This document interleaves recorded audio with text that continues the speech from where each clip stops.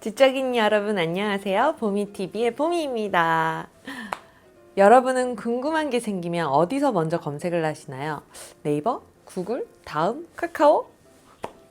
요즘 10대들은 유튜브에서 그렇게 원하는 검색을 가장 많이 한다고 해요. 20대는 어디일까요? 인스타그램에서 검색을 많이 하고요. 30대 이상은 여전히 네이버에서 많은 검색을 한다고 합니다. 물론 구글도 많이 쓰고요. 오늘은 그 중에서 여전히 한국의 포털 강자인 네이버의 블로그, 포스트에 대해서 이야기해 보려고 하는데요. 특히 블로그는 네이버에서 가장 많이 이용하는 채널 중에 하나죠. 그 외에도 네이버에서 요즘 뜨는 채널이 네이버 포스트입니다. 블로그와 비슷한 형식을 가진 듯 하면서도 조금 다른 것 같은데요. 둘의 차이가 무엇인지 헷갈려 하는 분들이 있어서 오늘 이 영상을 제작하게 되었습니다. 제가 최근 한 3개월 정도 아주 집중해서 블로그를 운영을 해봤어요. 그랬더니 짜잔!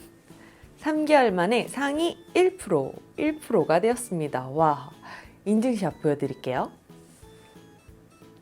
지금 현재 전체 순위는 16,592, 금융재테크 분야에서는 571위를 달성했습니다. 저도 엄청 놀랐는데요. 처음 1개월 아무 생각 없이 쓸 수 없는 글을 한번 써보자. 내 관심사, 제가 읽었던 책 리뷰, 영화 리뷰, 일상 이야기, 그리고 재테크 기초 정보 같은 것들을 간단히 적어봤거든요.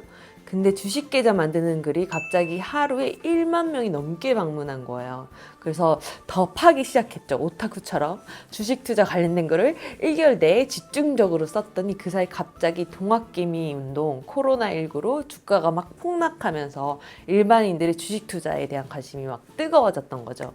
이게 호재가 되어서 제 블로그 유입도 늘게 되었습니다. 제가 특별히 블로그 전문가라고 할 순 없지만 저도 배워가면서 조금씩 발전을 하고 있는데요. 그 중에서 블로그와 포스트가 무슨 차이일까? 저도 둘 다 운영하고 있는 지금까지 배운 노하우를 공유해 보도록 하겠습니다. 많은 분들이 마케팅을 위해서 블로그만 해야 할지 또는 포스트를 해야 될지 혹은 둘 다 해야 될지 혹은 하나만 집중적으로 해야 할지 고민하시는 분들이 많습니다. 둘의 차이점을 알면 원하는 목표에 맞는 방향으로 전략적으로 힘을 쏟아서 채널을 발전시킬 수 있겠죠.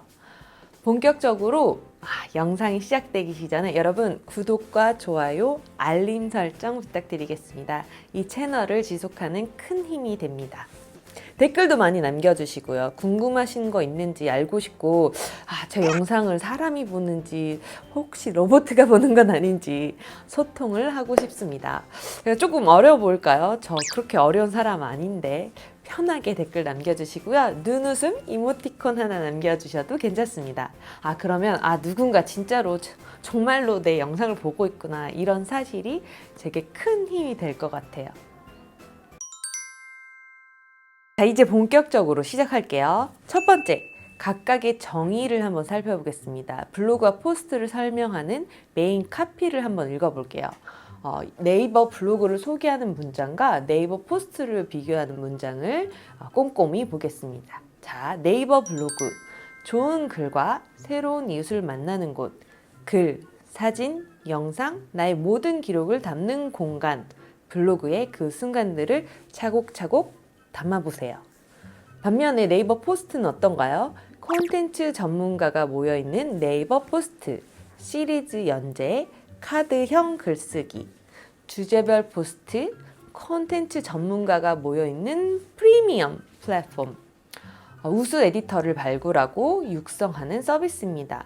전문 에디터라면 포스트에서 글을 작성해 보세요. 네이버 포스트 설명을 보니까 블로그보다 조금 더 전문가를 위한 서비스라는 느낌 드시죠? 요즘은 블로그에 광고 막 홍보성 글이 굉장히 많아서 블로그 글에 대한 신뢰도가 좀 많이 떨어진다는 평이 있는데요. 블로그는 그래도 아직까지도 많은 이용자들이 사용하고 있는 서비스입니다. 이번에 코로나 사태를 통해서 재택근무 실직하신 분들도 많아서인지 신규 블로그 가입자가 엄청 늘고 있는 분위기라고 해요. 제 블로그에도 새롭게 블로그 시작하신 분들이 이유 신청을 하면서 저 이제 블로그 이제 시작한다고 잘 부탁드린다고 배우겠다고 막 이런 메시지를 많이 주시더라고요. 그래서 제 이웃이 올해 초 1월 초만 해도 한 250명 정도였는데 지금 4월이에요, 여러분. 벌써 500명이 훌쩍 넘었습니다. 자, 다음으로 블로그와 포스트의 형식 차이를 살펴볼게요. 이 둘의 가장 큰 차이 중에 하나는 글을 만드는 형식, 방법의 차이가 있습니다. 보통 블로그에서는 블로그 글에서 쓰는 것을 일반형이라고 하고 글, 영상, 사진 등을 조합해서 이제 글을 쓰는 형태이죠. 여러분이 많이 익숙하실 텐데요. 포스트는 일반형뿐만 아니라 모바일에서 보기 좋은 카드 뉴스로도 작성이 가능합니다. 장점은 똑같은 글을 재구성해서 카드 뉴스로 만들어 발행할 수도 있다는 거죠. 그래서 보다 독자 입장에서 쉽고 편안하게 이렇게 읽힌다는 거, 볼 수 있다는 거겠죠. 포스트는 블로그에 비해서 출시된 지 상대적으로 최근이라서 이를 활성화하기 위해서 원래 자주 네이버 메인에 노출을 시켜줬습니다. 제 포스트는 작년 말쯤에 만들었는데 블로그는 한 10년이 됐거든요. 열심히 한 거는 최근이지만 아무튼 포스트는 작년 초 개편을 통해서 특정 상위 노출이 조금 쉽지가 않아지긴 했는데요. 그래도 블로그에 비해 네이버 메인에 노출되기 쉽다는 것이 포스트의 장점 중에 하나입니다. 포스트는 모바일에서 더 잘 볼 수 있게 구성이 된 플랫폼이라서 PC보다 사람들에게 더 잘 보일 수가 있어요. 저도 네이버 메인에 여러 번 노출이 된 적이 있거든요. 근데 모두 다 블로그가 아니라 네이버 포스트에서 쓴 글이 노출이 되었습니다. 한번 노출되면 막 팔로워가 빠르게 증가하고 블로그도 높은 홍보 효과를 얻을 수도 있습니다. 적게는 몇만 명에서 몇십만 명까지 오시더라고요. 지난번에 제가 네이버 메인에 실리는 블로그 글쓰기란 주제로 영상을 만들었는데요. 못 보신 분들은 여기 카드 걸어 놓을 테니까 꼭 한번 확인해 보세요. 제가 수년간 경험하면서 느낀 간략한 꿀팁들을 정리를 했습니다. 또 블로그와 포스트는 소통의 방식의 차이가 있습니다. 아마 눈치채신 분들도 있을 것 같은데요. 블로그는 이웃, 서로 이웃 이런 식으로 관계가 형성이 된다면 포스트는 에디터와 팔로워의 관계를 가지게 됩니다. 블로그는 일상적인 내용, 홍보성 내용이 좀 많이 포함이 되어 있고 때로는 지인, 인간적인 친구들 관계에서도 이웃이 되기도 하고요. 하지만 포스트는 어떠한 특정 주제로 전문가 혹은 준 전문가라고 할 수 있는 수준의 크리에이터 분들이 만드는 채널이라는 인식이 강해서 팔로워는 그 글을 꾸준히 보고 싶은 사람, 그 사람이 제공하는 정보가 도움이 되면 그 팔로우를 하게 됩니다. 한 채널에서 또 여러 개 이렇게 시리즈를 만들게 되면 특정 시리즈만 A, B, C, D 중에서 A 시리즈만 팔로우 할 수도 있고 또는 특정 태그, 단어를 팔로우 할 수도 있게 됩니다. 예를 들면 재테크, 주식 투자, 책 추천, 여행, 글쓰기 이런 식인 거죠. 이제 어떻게 활용하면 좋을지에 대해서 말해 볼게요. 본인의 홍보 또는 브랜딩, 회사의 홍보, 브랜딩, 개인의 일기장처럼 일상의 기록을 남기고 싶다. 맛집, 상품, 경험담, 리뷰 이런 것들을 후기를 남긴다던가 본인의 추억을 기록하고 싶으시다면 블로그가 조금 더 적합합니다. 반면에 특정 카테고리, 예를 들어서 인문학, 재테크, 취업, 비즈니스, 뷰티, 화장품, 패션, 자동차, 테크, 법률 이런 것들을 조금 더 전문적인 내용이나 특정 주제에 대해서 지속적인 글을 쓸 수가 있다면 그리고 쓰고 싶다면 포스트를 활용하는 것이 좋습니다. 그러면 블로그, 포스트 둘 다 해도 되나요? 그 블로그 포스트 둘 다 해도 되나요? 라는 질문을 하시는데요. 네, 둘 다 해도 됩니다. 네. 다만 플랫폼의 특성에 맞게 글을 수정해야 되고 어떤 것은 블로그에만 또 어떤 것은 포스트에만 올리는 전략을 취하면 좋겠죠. 대신에 시간과 노력이 조금 더 들겠죠.